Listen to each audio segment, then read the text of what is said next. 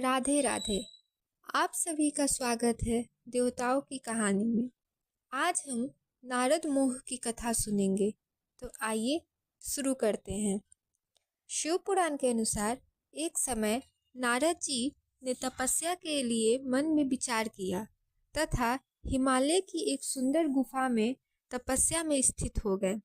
उसी समय उनकी तपस्या देखकर देवराज इंद्र संतप्त होने लगे और उन्होंने कामदेव से वहां जाकर नारद जी की तपस्या को भंग करने का आदेश दिया।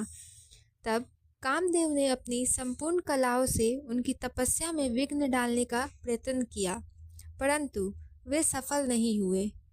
तभी महादेव जी के अनुग्रह से कामदेव का गर्व चूर हो गया। वास्तव में महादेव जी की कृपा से ही नारद मुनि पर कामदेव का कोई प्रभाव नहीं पड़ा, क्योंकि पहले उसी आश्रम में भगवान शिव ने उत्तम तपस्या की थी और वही उन्होंने कामदेव को भस्म भी कर डाला था। उस समय रति की प्रार्थना एवं देवताओं की याचना करने पर भगवान शंकर ने कुछ समय व्यतीत होने के बाद कामदेव को जीवित होने का वरदान दिया था। नारद जी को यह गर्व हो गया कि कामदेव पर मेरी विजय हुई। भगवान शिव की माया से मोहित होने के कारण उन्होंने यथार्थ का ज्ञान नहीं रहा। वे तत्काल कैलाश पर्वत पर गए। वहां रुद्रदेव को उन्होंने कामदेव पर अपनी विजय का वृतांत सुनाया।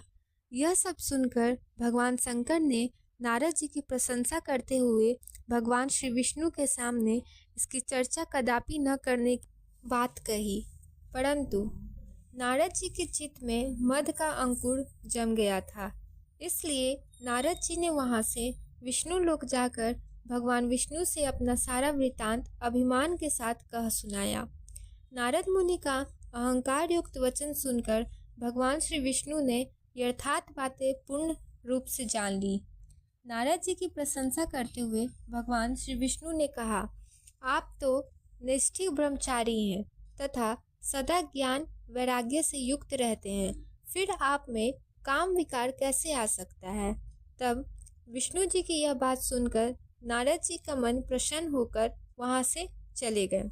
तब नारद जी के आगे जाने पर मार्ग में श्री हरि ने एक सुंदर नगर की रचना की, जो अत्यंत मनोहर और वैकुंठ से अधिक रमणीय था, जिसमें शील निधि नाम के एक राजा की देव कन्या के समान सुंदरी कन्या थी। नारद मुनि उस नगर को देखकर मोहित हो गए और शील निधि के द्वार पर गए। महाराज शील निधि ने श्रीमती नामक अपनी सुंदरी कन्या को वहां बुलाकर नारद जी के चरणों में प्रणाम करवाया और निवेदन किया, यह मेरी पुत्री है, अपने विवाह के निमित्त स्वयंवर में जाने वाली है। महर्षि, आप इसका भाग्य बताइए। तब नारद जी उस कन्या के शुभ लक्षणों को देखकर अत्यधिक प्रभावित हुए तथा कन्या के पिता राजा से उसके सुख सौभाग्य तथा गुणों की विशेष सराहना करते हुए वहां से विदा हो गए। तब नारद जी के मन में यह भाव आया कि किस प्रकार इस कन्या से मेरा विवाह हो। वे तत्काल भगवान विष्णु के पास जा पहुँचे और एकांत में श्री विष्णु से अपनी इच्छा व्यक्त की तथा उनसे यह प्रार्थना की कि आप अपना स्वरूप मुझे दे दें, जिससे वह कन्या मेरा वरण कर ले। तब भगवान श्री विष्णु बोले, मैं पूरी तरह तुम्हारा हित साधन करूंगा। यह कहकर भगवान विष्णु ने नारद मुनि को मुख तो वानर का दे दिया तथा शेष अंगों में अपना सा स्वरूप देकर वे वहां से अंतर्ध्यान हो गए।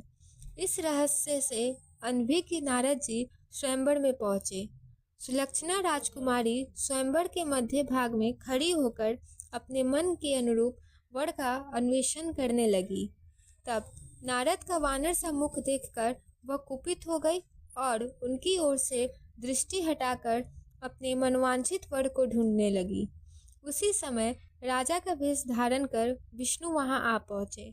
तब भगवान विष्णु के गले में वरमाला डालकर वह उनके साथ अंतर्ध्यान हो गई। तब नारद जी की इस मुखाकृति को स्वयंवर में और किसी ने तो नहीं देखा। शिव जी के 2 प्रसाद वहां उपस्थित थे। उन्होंने यह सब देखकर नारद जी का उपहास किया तथा उन्हें अपना प्रतिबिंब देखने के लिए कहा। तब नारद जी को वास्तविकता का पता लगा तथा वे क्रोध से व्याकुल हो उठे। उन दोनों शिवगणों को उन्होंने राक्षस होने का शाप दे दिया। इसके अनंतर विष्णु लोक जाकर माया से मोहित नारद विष्णु को शाप देते हुए बोले, तुमने स्त्री के लिए मुझे व्याकुल किया है, तुम भी मनुष्य हो जाओ और स्त्री के वियोग का दुख भोगो। तुमने जिन वानरों के समान मेरा मुख बनाया था वे ही उस समय तुम्हारे सहायक होंगे। कुछ ही क्षणों में भगवान शंकर ने अपनी विश्वमोहिनी माया को खींच लिया। उस माया के तिरोहित होते ही नारद जी शुद्ध बुद्धि से युक्त हो गए और उनकी सारी व्याकुलता जाती रही। श्री नारद जी भगवान विष्णु के चरण में गिर पड़े और अत्यंत पश्चाताप करने लगे। तब भगवान विष्णु बोले, तात खेद न करो, भगवान शिव तुम्हारा कल्याण करेंगे। तुमने मद से मोहित होकर जो भगवान शिव की बात नहीं मानी थी, उसी अपराध का भगवान शिव ने तुम्हें ऐसा फल दिया है। सबके स्वामी परमेश्वर शंकर ही पर ब्रह्मा परमात्मा है, उन्हीं का सच्चिदानंद स्वरूप है। वे ही अपनी माया को लेकर ब्रह्मा, विष्णु और महेश इन तीनों रूपों में प्रकट होते हैं। अपने सारे संशय को त्याग कर अन्य भाव से शिव के सतनाम स्तोत्र का पाठ करो तथा निरंतर उन्हीं की उपासना तथा उन्हीं का भजन करो।